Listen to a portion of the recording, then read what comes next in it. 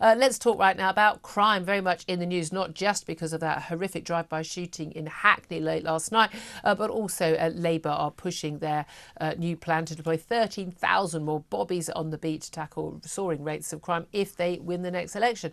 Well, let's talk about this all with Peter Bleksley. He's a former Metropolitan Police detective. Good morning to you, Peter. Good morning. Thanks for joining us. Let's talk first of all about this horrific drive-by, well, a sort of motorcyclist by shooting.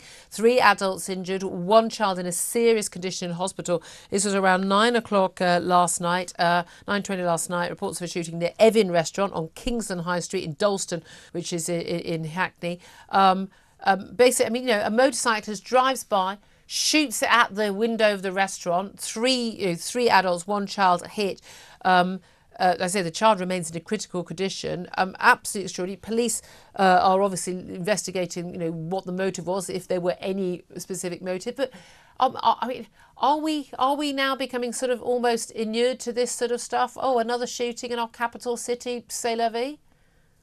Well, hopefully not, and let's hope that law enforcement most certainly are not. And I know that the police and the National Crime Agency and other parts of law enforcement are always on continual red alert in an effort to try and keep guns out of the hands of criminals and off the streets of Britain, because this is what they do. Indiscriminate criminals, irresponsibly, recklessly, take these firearms out onto the streets of anywhere in the UK virtually, and when they fire them, they're so often indiscriminate, and very often innocent people get caught in a crossfire. Yeah, I can remember a American comedian saying that they're not worried about, the bullet with their name on, they're worried about the bullet with "to whom it may concern" written on, and there's sort of spraying of bullets, often gangland warfare. We've seen a case where, family, attending a religious service coming out to bullets being sprayed and people being injured.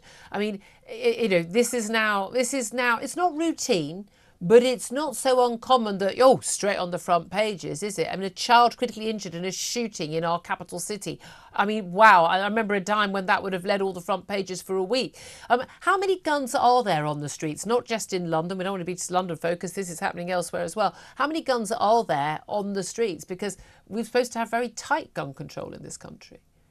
Well, mercifully, it's a fairly low number, and the police do seize hundreds, sometimes thousands of weapons each year. It is a continual battle, because as soon as the police seize weapons, criminals are trying to source them once again.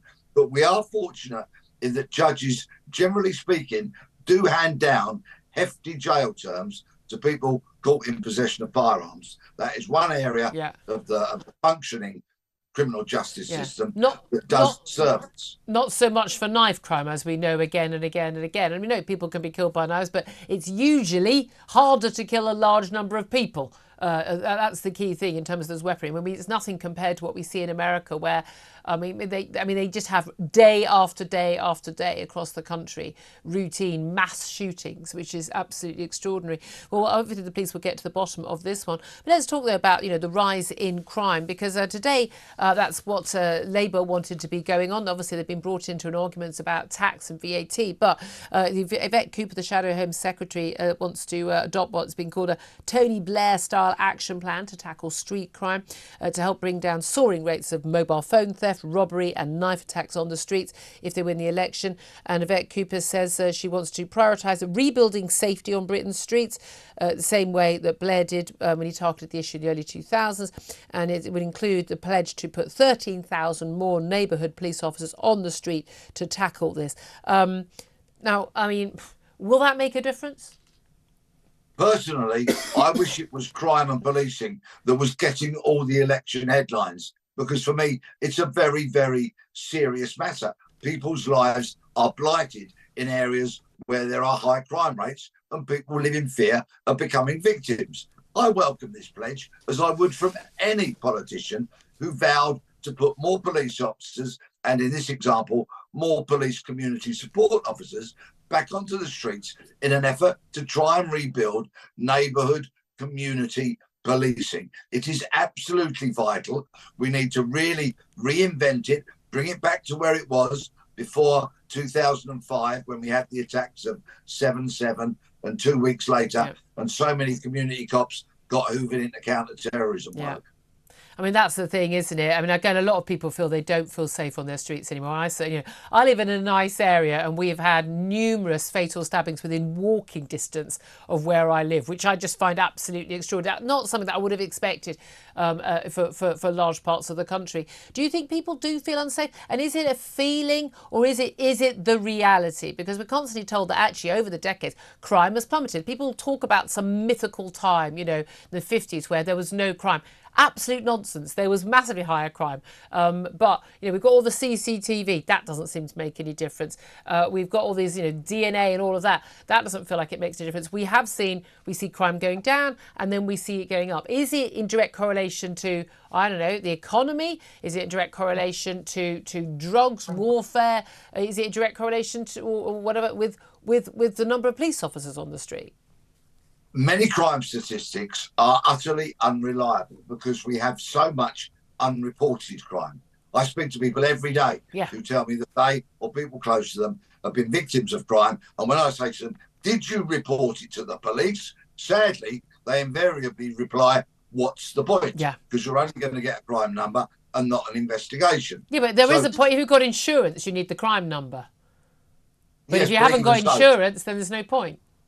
And so many people don't have their phones insured, don't have their bicycles insured, would rather claim for the window that's broken on their car than go through the insurance company. I know people whose houses have been burgled and it is cheaper for them to replace the front door and replace what was stolen than have a rise in their insurance premium and the excess. So much crime is fundamentally unreported, particularly crimes against women in terms of harassment, violence, stalking, and the such like. Because there isn't a confidence that they'll get dealt with. And also, again, that general antisocial crime, we've talked a million times about the problem with shoplifting. And again, people say low-level crime. Theft isn't a low-level crime. It really isn't. And it's not for the shopkeepers and also everyone else who ends up having to pay for all the goods. I remonstrated actually with a guy. I was just leaving the tube station on my way home from work yesterday. And this guy waited for me to go over through the barrier and then pushed past and just came through without paying. I had a right old shouting match with him. He was just laughing at me. It's like, you're not paying. Every time someone doesn't pay their train fare or bus fare, that means those fares go up for the rest of us. They're stealing from us, not the company, from us. Absolutely. And only a couple of weeks ago, a police officer who intervened in a dispute around a potential non-payment, it turned out that the person had paid, ended up arresting somebody, then de-arresting them, but being convicted of assault. So there is now a reluctance on behalf of some police officers to get involved with those kind of matters. Absolutely. Peter Bleksley, always good to talk to you, former Metropolitan Police Detective. Thank you for that.